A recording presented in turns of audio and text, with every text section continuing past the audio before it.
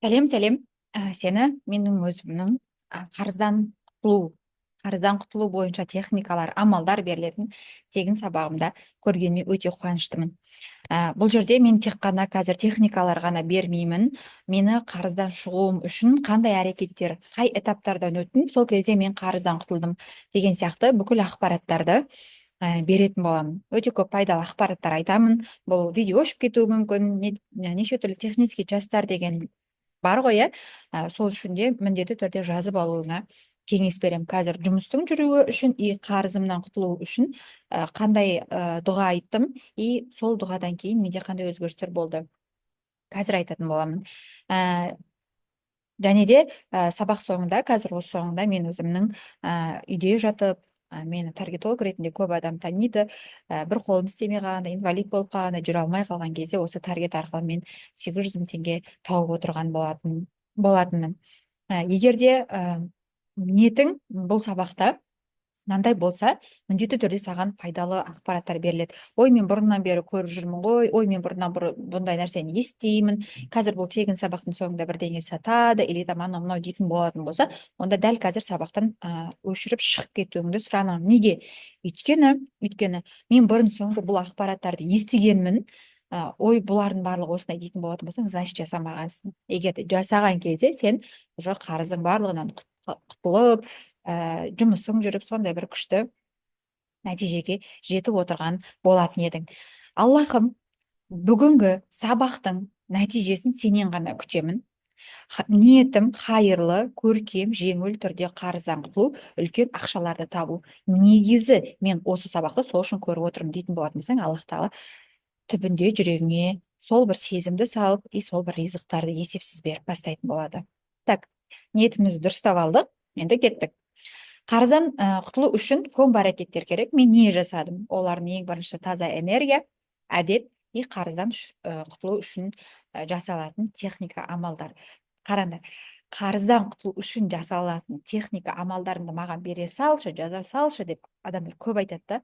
Оңай болатын болса, нәтижесі болатын болса, маған проблема емес, мен де оған бере салатын едім да. Бірақ бұл үшінші тұр, мына жерде үшінші тұр. Неге? Өйткені сенің энергияң таза болмай, ниетің таза болма, миың, ойың таза болады. Потом екінші, сен тұрақты түрде әдеттерді жасайсың. Үшінші, барып қарыздан құтылу үшін техникалар жасайсың. Сол кезде не істейді? Барлығы изи болып шығады. Үйге қонақ шақыру үшін де үйді жинаймыз. Тура сол сияқты бірінші таза энергия керек бізге. Сабағымызда мен осы үш тақырыпты қозғайтын боламын. Кішігірім өзімді таныстыра кетейін. Есімім Бағила Нұрлыбекова. Инстаграмда 47-48 мың подписчигім бар. Экспертпін, бұрыннан бері келе жатқан. 3,5 жылдай болды. Инстаграмды сол бір қолыммен жүргізіп бастаған болатын. Екі аяғым істемейді. Екі баланың анасымын, бір ұл, бір қызым бар. Аллаға шүкір, жалғыз өзім асырап отырған анамын Аллахтың қалауымен. Онкологиямен мен 4,5 жыл ауырдым. Өте ұзақ ауырдым онкологиямен. Ең соңында уже мен дәрінің көп ішкенімнен, өте көп ем алғандықтан, осылай менің уже шаштарым түсе бастады, постоянно осылай уже жатып қалдым. Мынау соңғы операцияда уже жүре алмай қалған кезім, оң қолымның істемей қалған кезі. Мен өте үлкен қарызға кірдім. Реально мен мойындаймын, ол бұрын ұялатынмын. Бұрын 3 жыл бойы, 3,5 жыл бойы мен қарызда жүрген, ешқандай нәрсе айтпай жұмыс істей берген. Ешкім білмеген, мені қарызы вообще жоқ деп ойлаған. Бірақ мен үйге адам іздеп келетіндей қарызға кірдім. Инстаграм жүргізейін десем, сен қарызың көп қой, қалай Инстаграм жүргізіп жатсың? В общем, былай істесем де болмайды, былай істесем де болмайды. Солай өте үлкен қарызға кірдім. Неге? Өйткені маған емделу керек болды, өліп қалмау керек болды. Дәрілерім өте қымбат болды.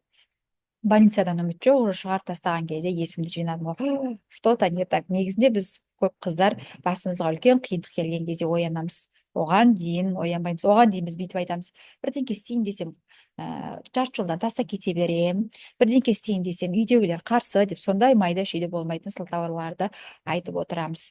Қарыздан, онкологиядан жүре алмай қалған кезде осы қиындықтан мені құтқарған ол бірінші Аллах тағала. Сосын өзім Аллах тағалаға дұрыс байланыс жасай алдым, Аллах тағаладан дұрыс сұрай алдым, білімдер ала алдым да, сол кезде Аллах тағала маған өте үлкен есепсіз ризықтарды бере бастады. Нәтижесінде Аллаға шүкір, қазір 12 мүшем сау анамын, онкологияны жеңдім. 100% қарыздың барлығын жаптым.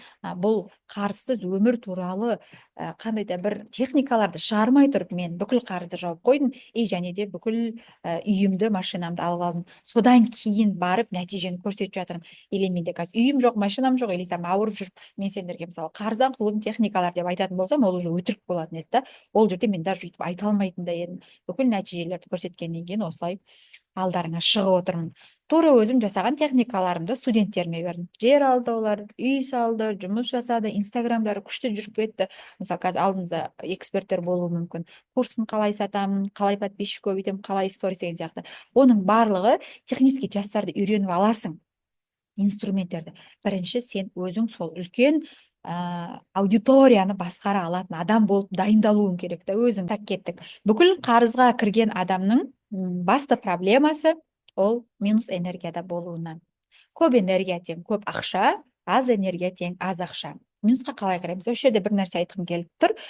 Бүкіл барлығымызға бірдей энергия беріледі, барлығымызға бүкіл бірдей дүниелер беріледі. Просто біз оны дұрыс қолдана алмаймыз. Потому что Аллах тағала қанша адам бар, миллиард адам бар, миллиард адамның бәріне бірдей энергия беріледі екен. Минусқа біз қалай кіреміз? Өсек айтамыз, жаман сөз айтамыз, жақсылыққа сенбейміз, жата береміз, жамандықты күтіп отырамыз, жалқаулық, болашаққа деген мақсат жоқ. Дәл қазіргі сенде бар дүниеге сен иә дегенсің. Егер сенде қарыз болатын болса, сен иә дедің. Басында сен примерно иә деп айтып қойғансың да, жоқ нәрсеге сен уже жоқ деп айтқансың. Бәрі негізіне біздің таңдауымыздың нәтижесінде. Аллах тағала бізге таңдау қасиетін берген. Энергия көтеретін базалар нелер? Олар ерте тұру, 30 минут только өзіңе көңіл бөлу, жаяу жүру, жаттығу, жылы су, шүкіршілік жазу. Бұның барлығы банальный болуы мүмкін. Сен бұрын соңды да естіген шығарсың, бұрын соңды да курстарда алдың. Это норма, потому что мен Америка ашпаймын. Бірақ осы дүниелерді сен тұрақты түрде істемегенсің. Мен де кейде ұмытып кетемін, но бірақ барынша тырысамын. Өзімді кәдімгідей давай істеу керек деп тұрып істеймін. Неге біз қарыздамыз? Себебі ақша табатын энергияны көбейтпейміз. Вообще көбейтпейміз. Азанда тұрамыз, одно и то же, новый нәрсе қоспаймыз. Осы новый курс бірдеңе дейтін болатын болса, қойшы, сенбейміз, жақсылыққа сенбейміз. Если қандай да бір миыңда или жүрегіңде мынау сатып жатыр, или там байып жатыр, или там бірдеңке, или осы инстаграм жүргізгендердің барлығы осындай бірден деп ойлайсың ба, бітті, сен уже минустасың. Лучше сен осының орнына ақша табатын энергияны өзіңе шақырғанда сен уже плюста шығып, уже сенде 6-0 бар ақшалар қалтаңда жататын еді. Дәл қазіргі, мен всегда өйстіп айтамын, өзім осылай келістіремін, дәл қазіргі сенің ақша табу объемың 0,5 болуы мүмкін. Получается, сен 100 000, 200 000 теңге табасың. Ал егер сен бірінші көп ақша табу үшін, мысалы 1 миллион теңге табу үшін, сен осындай 1 литрлік баклажка болып өзің үлкею керексің. 1 миллионды көтере алатын адам болу керексің. Ойыңмен, тіліңмен, ниетіңмен, әдетіңмен, Аллах тағалаға жақындаған әдеттеріңмен дайын болу керексің. Сол кезде саған 1 миллион теңге келеді. Пока сен дайын болмай, сен пока что бір негативті бір ойың болып тұрған кезде сенің табуың өте қиын.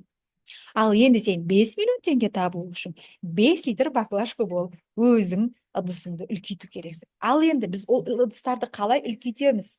Қалай біз 5 литр, 1 литр, 10 литр, 100 литр баклажка боламыз? Получается, ыдыс боламыз. Сол кезде бізге 100 миллиондар келетін болады. Энергияны көбейтеміз. Получается, біз ақша табатын, ақшаны тартатын, ақшаны сонда үлкен ақшаға лайықты энергияны көбейтеміз. Ал оны жасаудың әрекеттерін беретін боламын. Энергиямызды көтердік. Енді не істейміз? Получается, біз бірінші энергиямызды көтеріп алдық, енді әдет қалыптастырамыз. Әдет. Біз өзіміздің әдеттеріміздің құлымыз. Оны Роберт Кийосаки айтып кеткен. Роберт Кийосаки кім дейтін болсаң, Google-дан көрсең болады. Өте атақты бай адам. Өзінің тұрақты әрекеттерінің арқасында әлемдік миллиардерлардың қатарында отыр. Енді бұл әдеттер қандай болу керек? Бұл әдеттер біздің энергиямызды көтеретін, Аллахқа жақындататын, үлкен суммаларды көтеруге дайындайтын, күнделікті жасалынатын, бізді күнделікті бақытты ететін әрекеттер болу керек. Получается, бұл әрекеттерді жасағанда біз қиналмау керек. Біз ерте тұруым керек, 10 000 шаг жасау керек, ету керек. Мен 10 000 шаг жасамаймын, мысалы. Я мен жаяу жүрем, бірақ 10 000 шаг жасамаймын, потому что мен жаяу жүрсем азып кетемін. Сол сияқты ғой, түсінікті ғой да. Бірақ ол әдеттер басында ұнамауы мүмкін, ми басында кішкене ұнамайды, ол по-любому, өйткені қойш, осыны жасасам бірдеңе бола ма деп бізде өте еріншек, ол ми болып табылады. Бұл екеуінсіз қарыздан құтыламын. Энергияң жоқ, энергияң минуста. Елдің бәрі туралы жаман ойлайсың, біреудің комментарийіне жаман нәрсе жазып жібересің, или там анау енем жаман, анау абысынам жаман деп бір жаман ой ойлайсың, или там бірдеңке негатив күйеуің туралы ой ойлайсың, сен уже минустасың. Да, сен ақша табуы мүмкін, оларды да табады, бірақ ол ақшаның кайфын сезіне алмайды, оның берекесі болмайды.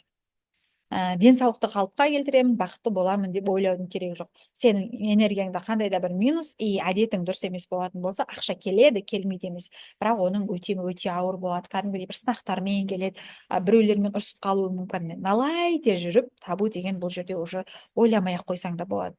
Энергия және әдет. Ал енді барлығымыз күткен қарыздан құтылу бөліміне келдік.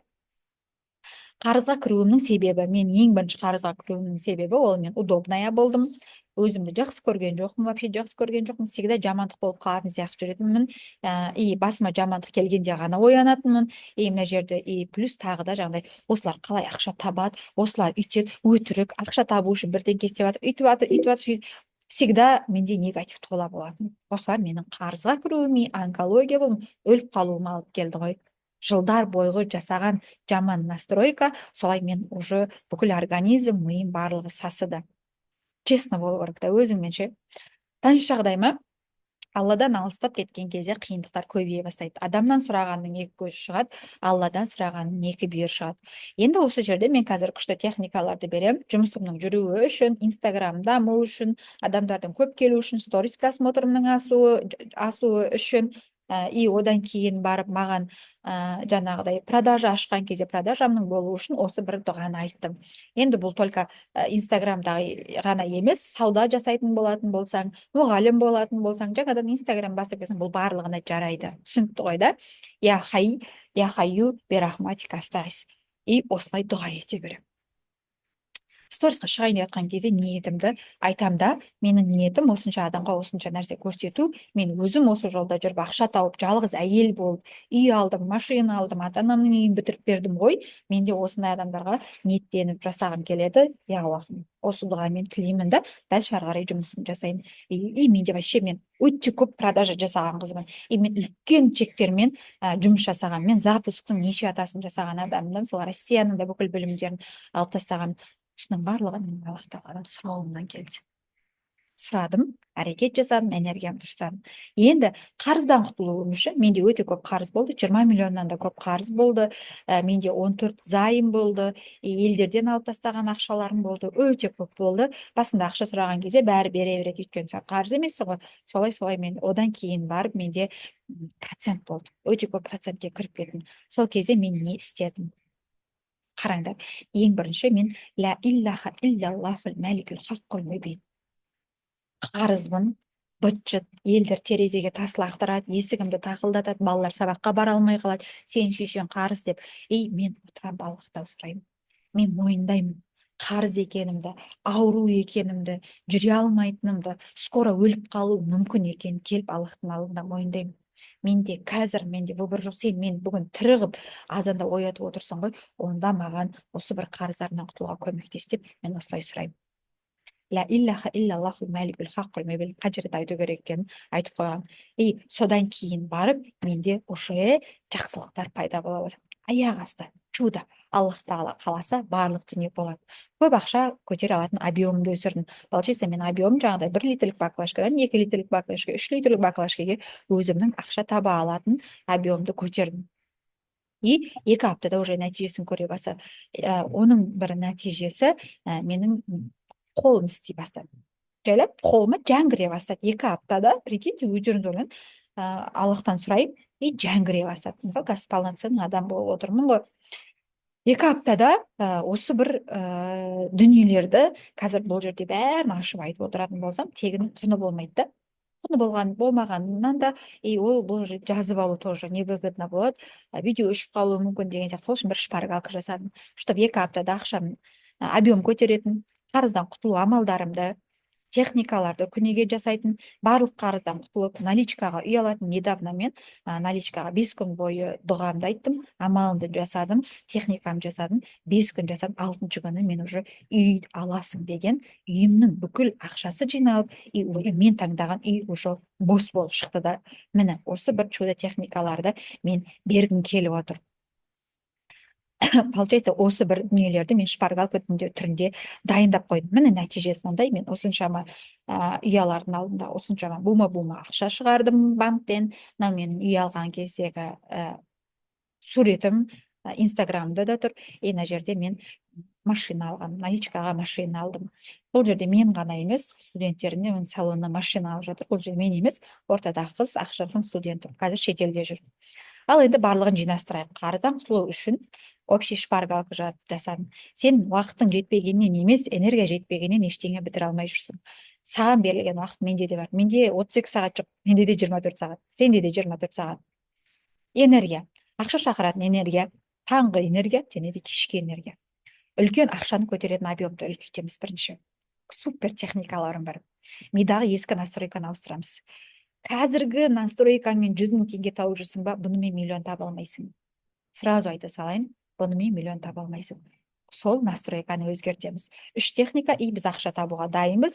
21 күнге энергия көтеруге арналған тапсырмалар беремін. 21 күнге күніне бөл тапсырмалар беріп отыратын боламын. Одан кейін әдет қалыптастырамыз. Яғни жеңіл түрде, жан қинамай жасалатын әрекеттер. Осы жерде мен жаңағы 21 күнге әдемі әдеттерді бөліп беретін боламын. Ал үшінші бөліміміз, ол уже қарыздан құтылатын, теңіздің көбігіндей болса да жоқ болып кететін техникалар бар. Үй сұрау дұғасын беремін, сразу өзіме көмектесі, саған да обязательно көмектеседі ол. Кедейліктің жүзін көрмеу үшін жасалатын амал бар. Өміріңде тек қана сен емес, сенің балаларың, ата-анаң, үрім-бұтағыңның барлығы кедейлікті көрмейтін болады. Тек қана өзіміз емес, жан-жақтағы адамдарға да нұр шашатын боламыз. Денсаулығымды реттеген, онкологияны жеңуге көмектескен амал техникаларым бар. Қалай тұрып кеттім, қалай өлесің деген жерде мен дальше өмір сүріп кеттім. Супер бір өзімнің ойларыммен, инсайттарыммен, Аллах тағаламен сөйлескен бір жағдайларым бар. Соны да қалай мен Аллах тағалаға обращаться еттім деген сияқты сол дүниелерді беретін боламын. Кедейліктен құтқарып байлыққа жеткізетін амал. Потом қазір не істесе де қарыздан құтыла алмай жүрген адамдар бар, басында қиын болады, ол это норма. Ризыққа жетуі қиын болып жатқан адамдар бар, қарызда жүрген. 40 күн бойы орындалатын техника бар. Бұны жаңадан қостым. Өзім баяғыда қиналып жүрген кезде жасаған екенмін да. Одан кейін ризық келуін кеңейтетін амал бар, яғни оңай келе бастайды. Не істесең де продажа жасайсың келеді, сторисқа шығасың келеді, сауда сатасың келеді, үйде отырсың бірдеңе бір оқығым келеді дейді. Саған аяқ асты күшті техникалармен, күшті бір арзан бағада оқуларды уже алып бастап оқып нәтижесін көріп бастайсың. Жұмысымның жүруін, жолымның ашылуын жасалатын техника 40 күн бойы жасалады. Осы дүниелерді мен арнайы телеграм каналда түсінікті түрде барлығын беретін боламын. Ол сенде шпаргалка ретінде қалатын болады. Барлығын бір эфирге сыйдыру мүмкін емес, әрине. Барлығын бір каналға жинастырып қойдым. Бұл әрекеттерден кейін сенде қарыз болмайды. Реально болмайды. Өйткені мен жасап көрдім, менде болған жоқ.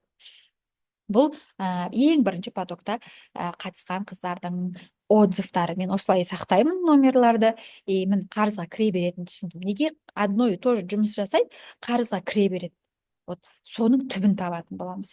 Одан кейін барып, осы уақытқа кінә өзімнен екен ғой дейді. Міне ризықты арттыратын амалдарды жасап, бір аптадан асқанда екінші жұмысынан сынсы түсті дейді. Күшті, керемет. Хотя бы тоже сенбей бұл сұрақ қойып алғам, үй алу техникасына жду дейді. Міне 2 күнде өте көп адам келді, инстаграмнан 90 заказ түсті дейді. Керемет па? Керемет. Сені бай ететін бұл бөлімді қаншаға бағалар едім? Қарызсыз өмір бар, мини курсыма продажа ашық.